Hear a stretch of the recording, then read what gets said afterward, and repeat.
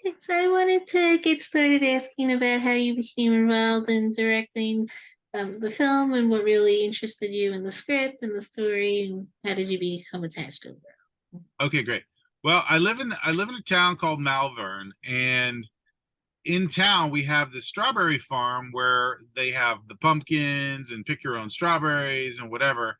And the farmer who owns that, his name's Farmer Bob.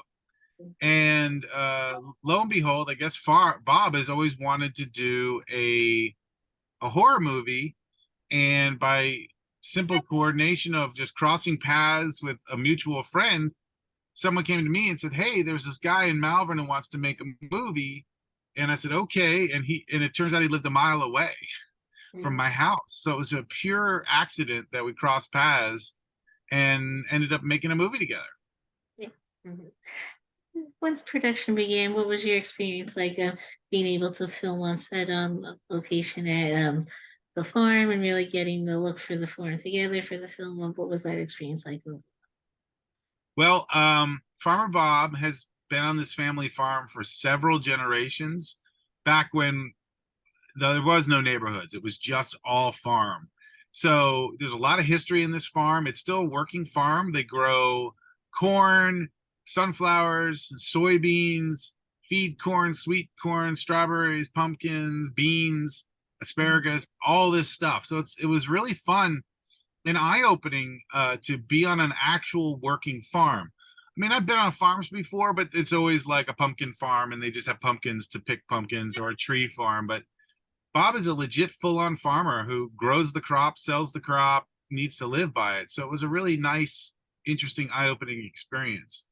Plus, Bob, most of the kills and all the drama is from Bob's, imagination of like, I'd love to do a thing with my hay elevator, or another thing with the post hole digger, or another thing with this one tractor that has the hay teeth on it. And once you began filming on set, what was your overall approach to directing and really making the film once filming began as well? I'm sorry, could you ask that question again? Yeah. Once you began filming on set, what was your experience like of directing and approaching really making the film as the director? Well, I I'm a really loose director when it comes to working with actors. I find that there's so many moving parts in a movie, and so many things kind of just, I wouldn't say they go wrong, but they don't go exactly as planned. So I like to be really loose and let the actors improvise, the cameramen improvise, so we can kind of make things happen. So a decent chunk of this movie was actors coming up with their own little bits, their own little gags, and it really worked out pretty well. I mean, Bill came up with a whole scene on his own, or with the scene at the car. I came up with a scene in a barn with the lights coming in, and then Graham Wolf, who plays Deputy Nixler, all that goofy stuff is like him just adding and adding and adding to a character. So a lot of these actors really bring stuff to the table, and I just try to let it all come together like a big pot, and we come up with great ideas. And thinking about the casting with the ensemble, what was that experience like in casting and finding the actors you wanted to work with? Well, it was really important to us to have a real icon of a person who really understands comedy horror. And I think Bill Moseley is one of the best at comedy horror amongst, his contemporaries. So it was really important we were able to get him to be in the movie more than anybody else, because he knew the tone and he knew how to, I mean, it was horror, but there was still a lot of fun to be had, and he really knew how to get the fun out of it, so to speak. Like you mentioned, also encouraging them to maybe improv. And did you also have the chance to really work with them in rehearsing and developing the characters as well on set? Yep. And same with Kane too. Kane Hodder and Bill are old friends, so there was a lot of stuff we did with the two of them together, where they kind of knew each other from the past, so they were free to add their own stuff and really, dial up the conflict between the two of them. And I think it worked out really, really well. Mhm.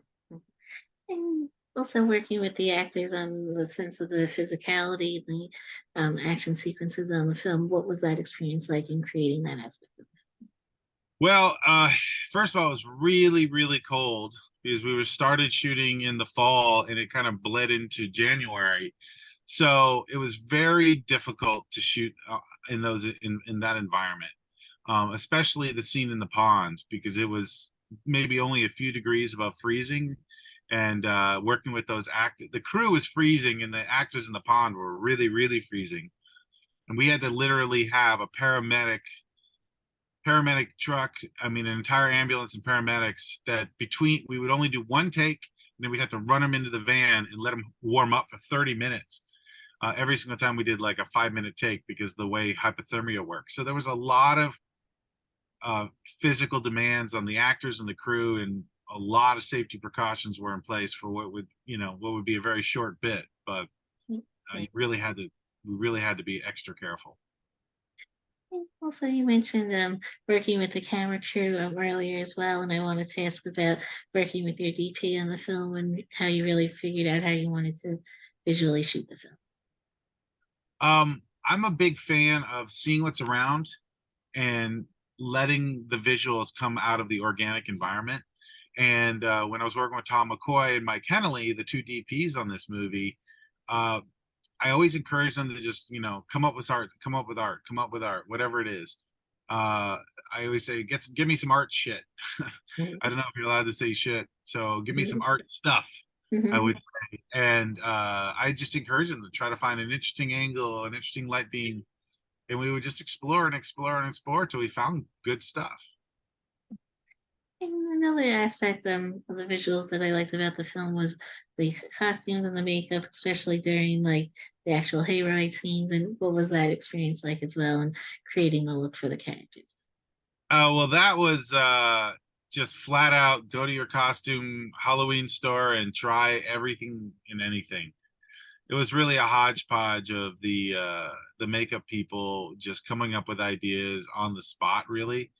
Frankenfarmer, the character Frankenfarmer, was somebody specific we designed for the movie in The Bride of Frankenfarmer because Farmer Bob wanted to have an iconic character for the movie and to move forward to other things. So we actually did a whole bunch of makeup tests with Frankenfarmer, worked out the color, the hair. I mean, also Frankenstein is copyrighted by Universal, at least the way it looks. So we had to make sure we came up with a Frankenstein that was not like the Universal Frankenstein, so we could do our own. So that was pretty involved with sketches and designs and everything else. Mhm. And one of the characters that I liked in particular was like the Santa Claus that you had with like the pumpkins. And was that something that you thought of early on? Or what, how did that character in particular came come Pumpkin about as well? Claus, Yeah. Mhm. that is Bob's baby, man. Farmer Mhm. Bob loves Pumpkin Claus. And when he used to have the hayride back in the day, he would dress up as Pumpkin Claus and give out pumpkins and gourds to the little kids. So this is that was an exact copy of what he did back in the 90s. Not the evil version. The evil version was for the movie, Yeah. but the nice version was definitely all Bob. Yeah. Mhm. And besides directing the film, I also saw that you were one of the producers as well. And what was that experience like in approaching producing and directing the film as Well, producing every movie is a challenge because there's so many working parts. Like right now, we're in the middle of making a new movie, and we're dealing with a whole bunch of stuff going on as well. So every movie you do is I like to I like it. I think of puzzles. I like puzzles, and so I look at it as a big puzzle, and you got to figure out how all the pieces fit together. And so to me, producing is just like a puzzle, a really big, difficult puzzle. But then you eventually get the movie made, and you look, and you got a finished puzzle, and that's how I approach it. There's a million little pieces, but everything fits together, and when it does, you got something really nice to look at. well? Yeah. And now with the film being released on the 28th, what was that process like of securing the distribution and really determining how you wanted to distribute? Well, to Farmer Bob's credit, he really wanted to make sure this thing came out in theaters at Halloween and people had the opportunity to see it in the big screen and really enjoy it. And it was a long process. He spent at least 9 months reaching out to every single venue to get a theatrical release, and finally AMC through their independent filmmaker program accepted the movie. And it's great. We're coming out right before Thanksgiving, and everyone's going to get to see it, and it's fantastic. We're very excited about it. Mhm. And also, like you mentioned earlier about improving and really coming up with some ideas on set as well, and how did that experience work in helping create like some of the humor and comedy for the films? Well, when it comes to every movie, it's all about the actors. And so the actors have to be able to think on their feet. And so I make it a point that the crew and myself, I can think on my feet. And that's how you make the magic. You have to let everything flow freely. Make sure you keep your eye on the prize and know what your story you're trying to say, but you got to let the actors, act and interact. And eventually the magic moments come out. I mean, the whole thing between Sheriff Jubal and Deputy Nixler was all straight man comedy man stuff, and it worked excellent. And all the stuff with Karen and Dick and Karen, that was all the actors. I let them loose and let them do their thing. And then the three grumpy, I could equate them to the three evil witches, but even though they're three commissioners, that all that too. There's so much play, but it's all about the actors and what they bring to the table. Mhm. And while you were editing the film, how did you really find the balance between the humor and comedy with the scares in the film and the horror elements? What was that experience like in really putting the final version of the film? Well, when it comes to editing, I kind of feel like it's more of a reductive process where you just kind of like get rid of everything that doesn't work, and eventually you find the stuff that works. Um, so I don't necessarily start out with I mean, I have a plan, but I just find when it comes to editing, you just keep cutting and cutting and cutting and cutting and cutting. And then eventually you get to a point where you're like, whoa, wait, it was better before. And then you just go Mhm. back. I mean, that's kind of like how it works. Yeah. And besides the visuals, what was the experience like in building the score for the film and really creating like the humor and the scares with the music and the score as Well, the guy who plays Deputy Nixler is actually the guy who made the music. well? Right. So Mhm. Graham Wolf, who made the score, also did the music for the movie.